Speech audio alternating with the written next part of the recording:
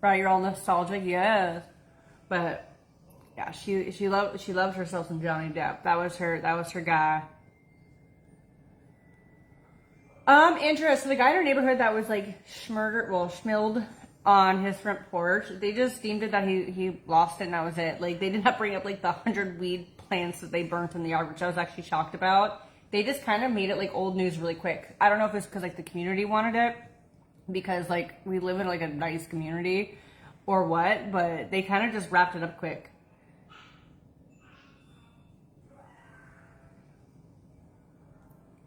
Hi Christina, thank you for the follow. We're just being all nostalgialistic, however you ever say that word. All right, she's not saying, but on Johnny Depp's birthday, y'all, she'd make birthday cakes. We'd have birthday parties for him. I was like 13 years old. That was it. But we watch like all the Friday 13th, the Jasons. Me and her were in it for the spooky stuff. And oh my god, she used to babysit for this family, and like they are obviously like well off. Like I mean, I think they were from their house, and I would go help her sometimes. And they lived in like the woods, and they're like they had like this modern house. Were they well off? I just want to know because it felt like it in their house. But their whole first floor, the whole back was all these giant glass windows, floor to ceiling. And I remember being so spooked out like at night because you couldn't see out, but you know someone could see in. And this house just. Yes, Rebecca, that's what I'm saying. You know what's crazy? They don't even talk about that in like the Wikipedia I'm reading. Yeah. See, she knows about that spoon. She knows about that spoon. So, but yeah, that house was spooky. Especially because me and her, that's what we'd watch, is the scary things.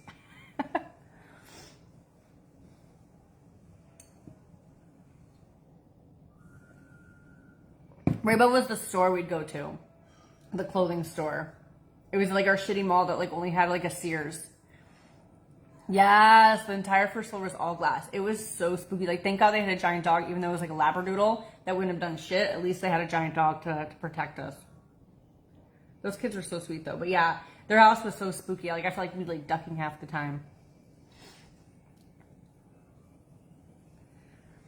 By the way, Rebecca, you remember how you had that friend and you would always say stuff like how she'd give the kids water in their mac and cheese to like make it like healthier? I get it now.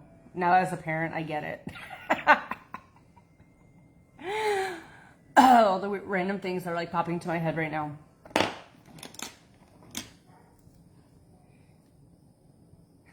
Literally, our parents thought we were a little demented when The Exorcist didn't scare us. Yeah, we were about it. But I would always remember too, like we call my dad and be like, "Hey, Dad," like my mom would always say, "No, that's too scary." So we'd call my dad. My dad would be like, "Oh, what movie? What's it rated? Oh, that's fine." I'd be like, "Okay, thank you, Dad," because he was always into horror stuff too. But yeah, my dad was the one that we'd call, see if we could watch something. Thank you for the roses, ladies. Thank you, thank you.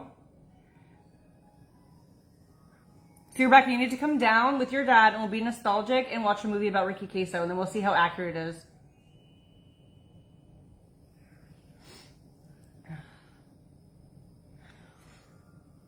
Yeah, my dad was always on our side when movies. He's like, "Oh, that's fine." We'd be like, "Rated R? You're 4? Okay, you're good." What movie is it? Oh, gore? Okay. Yeah, he had us. He had our back. But yeah, I would live at Becca's house on the weekends and whenever I could. Hey Donna, good morning. I didn't take it out by choice. It got yanked it.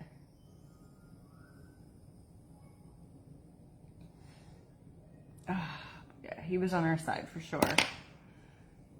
All right, let's boop.